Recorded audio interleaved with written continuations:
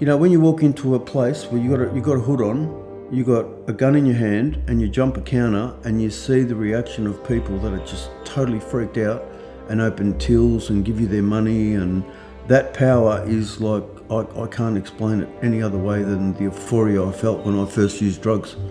You hear people say, I lost the plot. I've realised I've never had the plot to lose.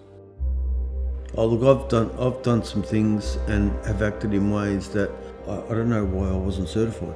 And I still know that it's in me today. It can be unleashed very easily.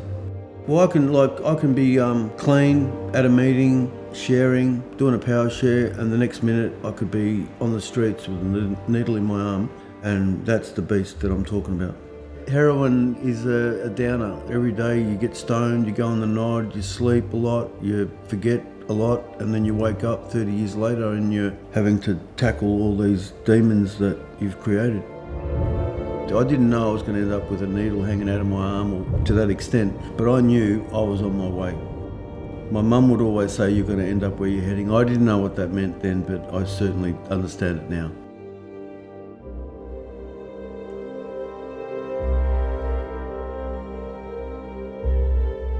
I've got to be vigilant, and I've got to be mindful, and I've got to remember what's wrong with me. Because this illness tells you there's nothing wrong with you. It's frightening. My name is Leonard Ottone, and I am a sum result of all of my experiences.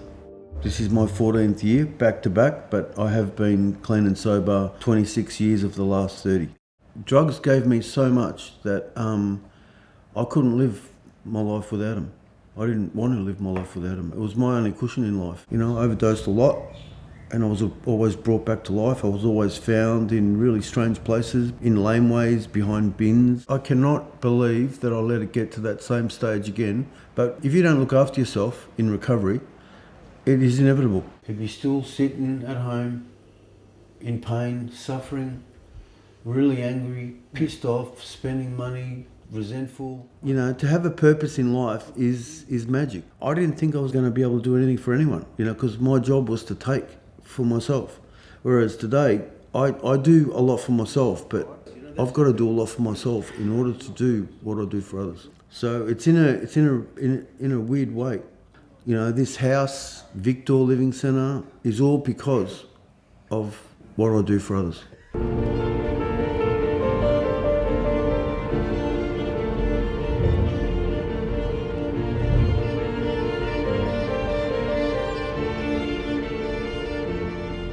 When you reach rock bottom, it's not what happens to you, it's how you feel. Because if it was what happened to you, I should have hit rock bottom a long time ago.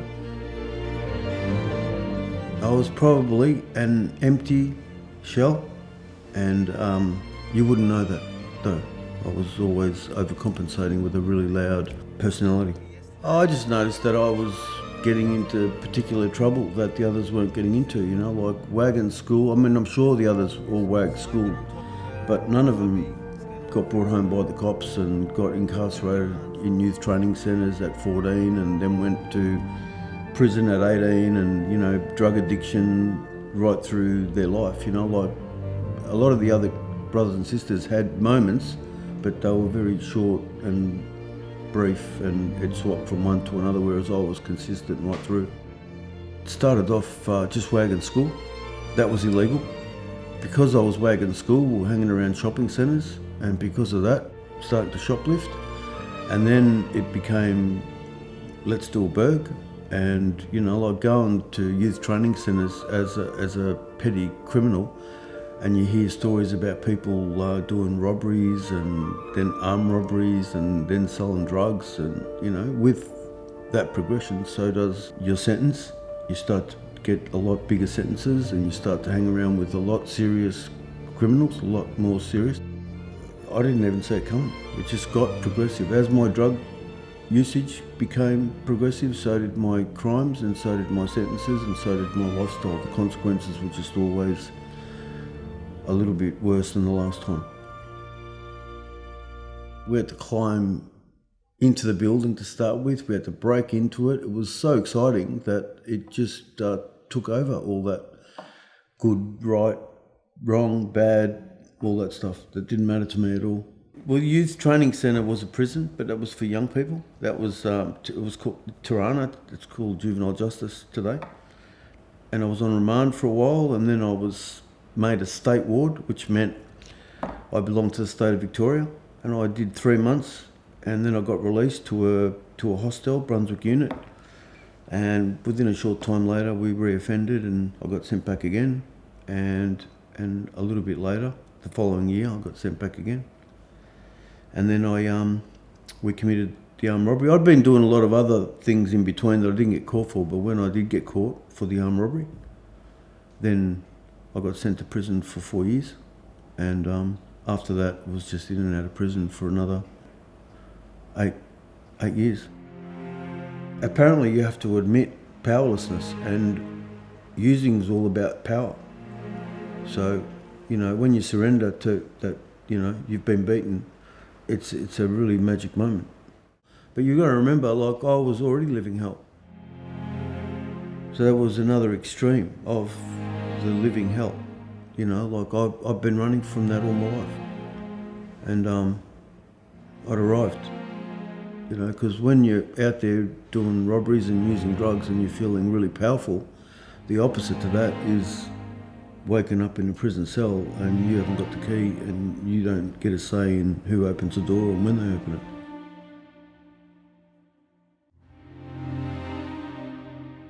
Yeah, needed money to pay for the drugs, or wanted that lifestyle, or wanted that. I saw it as glamorous. You get money, you get it really quick, you get a lot of it, you can do what you want, and then you got to go and get some more. And it's very similar to addiction. I don't know if I was addicted to that lifestyle as much as the drugs itself, but it sort of seems to come hand in hand. When you front a magistrate at court and they say things about you, you don't get a chance to speak really till the very end, if you get asked. And they would explain my case like I was a delinquent, I came from this background, I came from this family, my parents were like this, and it was a bit like they were explaining why I was the way I was. And I had no idea what they were trying to say, because I didn't feel like I was that delinquent. I felt like I was a young kid. I was screaming out for help, and no one really heard the screams for help. They just dealt with really loud, inappropriate behaviour. When you walk into a place where you got a hood on, you got a gun in your hand, and you jump a counter, and you see the reaction of people that are just totally freaked out and open tills and give you their money, and that power is like, I can't explain it any other way than the euphoria I felt when I first used drugs. And then the gun at the end was just being carried through, protection, fear, paranoia of people, out to get you, or, wanting to rob you because you're selling drugs. And, the paranoia was pretty bad at the end. It wouldn't be that to the person that I've got the gun in their face. That would be really, really scary. But I didn't think about anything like that. I just wanted the money, and I wanted the money, and I wanted out. And when I got out, all I did with the money was use drugs and attempt to feel that power again. That's all, and I chased that power because I had none. I had absolutely nothing. When I get pulled over by the police and it comes up on the computer, well, they just tend to see you as a little bit hardened than the normal crim who's just breaking into houses or shoplifting, or because you've gone that extra yard. It's a public statement. If you're carrying a gun, you're pretty serious about that lifestyle. It didn't feel like I was trapped because, in the morning when I woke up, my head was already going before I'd opened my eyes. So I had to sort of get up and do what I had to do to get through the day. I never wanted to smoke dope again. I never wanted to drink alcohol again. I never wanted to pop pills again. Heroin was the be-all and end-all. It gave me a purpose to wake up in the morning, gave me a purpose to look you in the eye, it gave me a purpose to even want to talk to anyone. Why can't life be like this? Why does it have to be so uncomfortable and so tough and so elusive? It was all fear-based, really. I didn't want to be part of the family. I didn't want to be part of the home life. I didn't want to be part of school. I just wanted out, and I found that in drugs. Well, they talk about addiction being a symptom of something else, and that something else is like you've got to get to the underlying issues. So the exact nature of why, not the why. People focus on the drug. You know, when you put the drug down, then you really start to realise what is wrong with this person. Yeah, well, that's an interesting topic, because I reckon everybody's addicted to something. But because they're not addicted to something as bad as something illegal, it seems to be seen as different. But life is addiction. You know, we wake up in the morning and we do the same thing and we do the same thing and we do the same thing, and people are addicted to that. Whether it's training, relationships, sex, money, food, shopping, addiction is everywhere. Yet if you're addicted to a substance that's illegal for some reason, that puts you in a different category. But most people that I talk to, they're addicted to something, and I always use that, you know, I always ask them what they desire most in life, and it's something. And the chase is forever. I think that's what society's designed to do to us. We get sucked into all that sort of stuff, what's important, and you know, we forget what really is important. Like, I was just hanging around with people who were smoking dope and drinking alcohol and popping pills. When you start to look up to people like that, bikies and drug dealers, and like as a kid, I was really good at sport, but I didn't spend much time focused on that. I would much focus on running away and breaking into houses and trying to get money. I didn't see it as doing anything bad or wrong. I thought that if I wanted it, I had to go and get it. And I wasn't going to earn that much money by working from 9 to 5. You know, there was a heroin epidemic once, there was an alcohol epidemic, there's an opioid epidemic. You focus on a drug and all the other drugs slip by unnoticed. They don't go away. You know, until you're touched personally with addiction, no one notices. You know, ice is not any more powerful than any other drug. It just seems to be the flavour of the month, especially when they're reporting it in the news. They show crazed ice addicts at their worst. They don't show ice users that go to work every morning, that function in society. If they reported alcohol like they did drugs, it'd be a different society. I mean, I've often said to people that I can't tell you you're in denial because you're not going to know. See, I can see it because I hear what you're saying and I'm a sounding board and I'm just rephrasing what you've just already said to me. But to you, you woke up crying.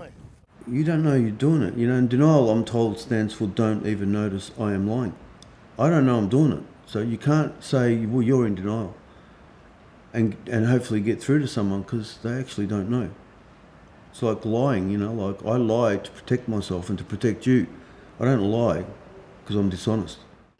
We reacted more strongly to frustrations than normal people.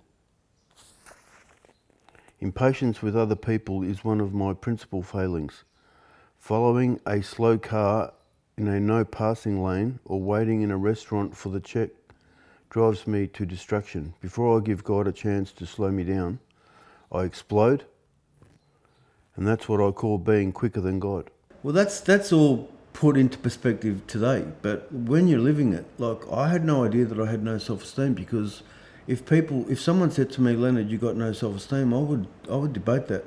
I would get really defensive and I would use my threatening manner as my self-esteem. It wasn't. It was like I was like a rat cornered and I was on the attack. That's how much I was threatened by my low self-esteem. Basically, we're not comfortable with where we are right now.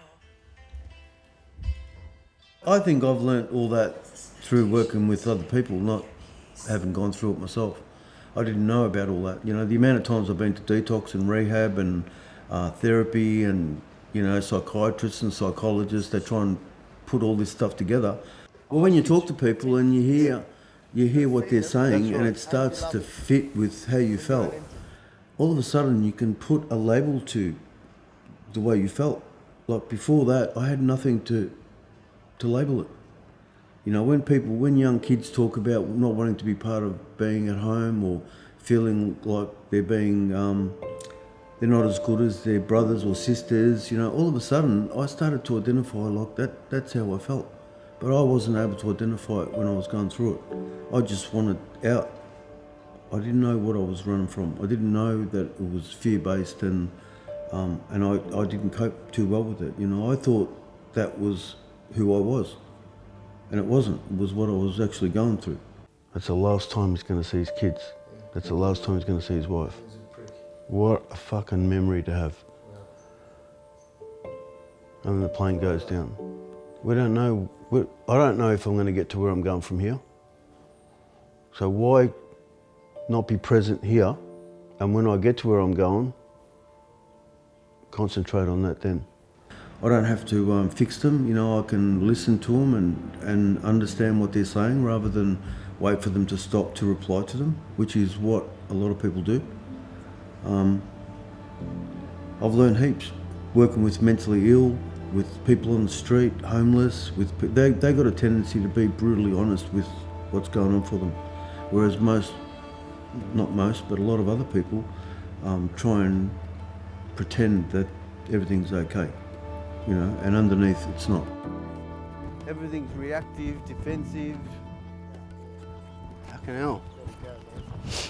Let it go. Don't grab it in the first place. I can still feel lonely today, and I'm surrounded by people every day. I think that's the worst loneliness that you could feel, because it says more about you than a lot of people think that I'm really popular, and I don't feel like that a lot of the time. You know, they don't live in my head. You know, a lot of what I go through, I don't know how much of it's real and how much of it's imaginary. I really don't. But the way other people perceive me is not the way I perceive myself. Well, mindful is a very complex word because you can use it in two ways. You're either mindful or your mind's full. And if it's full, anything can happen because you're not focused on what you're supposed to be focused on. You just see, you got blinkers on, you can only see what's in front of you, but there's heaps happening on the sides. I was never mindful to lose it. We've got to be really careful because if you get pulled over while you're on bail and you're supposed to be here, it was an idea. I always wanted to work for myself. I always wanted to work without the red tape attached. If you want to access the public system, there's a 3 to 6 month waiting list. And if you have $40,000, you can get a bed today. It's really sad that those who've got money can get treatment and those who haven't are sent to jail. And jail is supposed to be a place where you go to rehabilitate, but most people that I know that go to jail come out a lot worse than they went in. With some amazing people and support, you know, I was able to set it up as a not-for-profit organisation, and it was set up in 2013. I went to school, I got a diploma in community services, and I had time to reflect on what had happened and my relapse and losing my family, and it just gathered momentum, and before I knew it, I got the big tick. And I had no idea it was going to be as successful as it was, but we did some amazing work. You know, a lot of people are still clean because of it. So I just set up a place where it's safe for people to come, and I have from 1 to 6 or 1 to 8 at any given time, and there's no time limit on how long they stay. I think you need to know what it is that you actually want, because addiction it's a process and it's not an event. It's not going to take you anywhere. You need to have a destination. You need to have somewhere where you're actually going to. I had nowhere to go, and now totally I know where I want to go. I know what I want, and because of that, I've got the ability to direct myself there. I want it to be a surprise. I don't really want to know. This is really good for me, you know, because it's perfect the way it is right now. And if there's more going to be revealed, I'm looking forward to that. I don't want to spoil it by projecting, because if you're a believer and you want to make him laugh, have a plan. It ain't going to go like that.